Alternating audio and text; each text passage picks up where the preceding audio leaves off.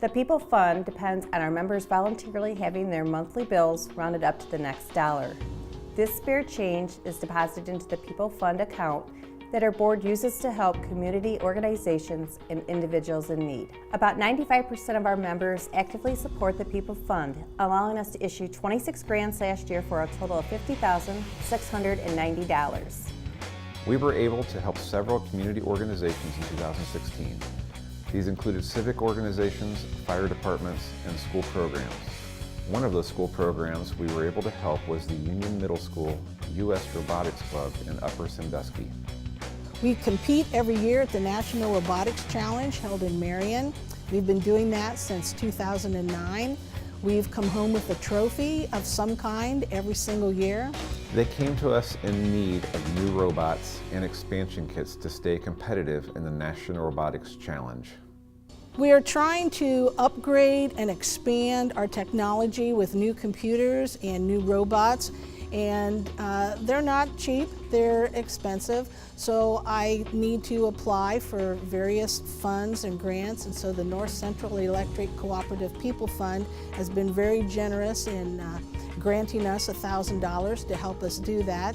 And right now we probably have 5 former students who are in engineering, and our 2 graduating seniors, they are also going into engineering. So we feel we have a little bit of an effect of students in their careers. We were able to help a few individuals in need, including Heidi Ramirez and her family, who received an emergency grant following a devastating house fire.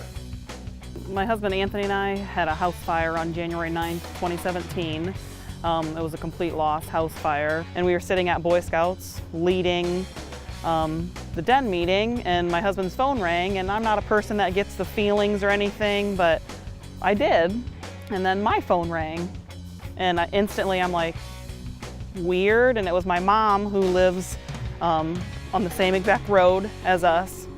So I answered it, and she goes, "Is your house on fire?" I don't know. Immediately, we ran out of Boy Scouts. My husband and I, with our twins, drove out here and got to watch our house burn, so it was very overwhelming.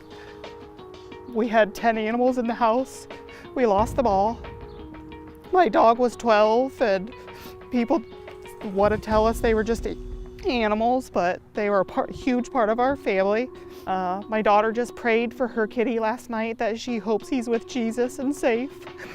And the fire was how many months ago, so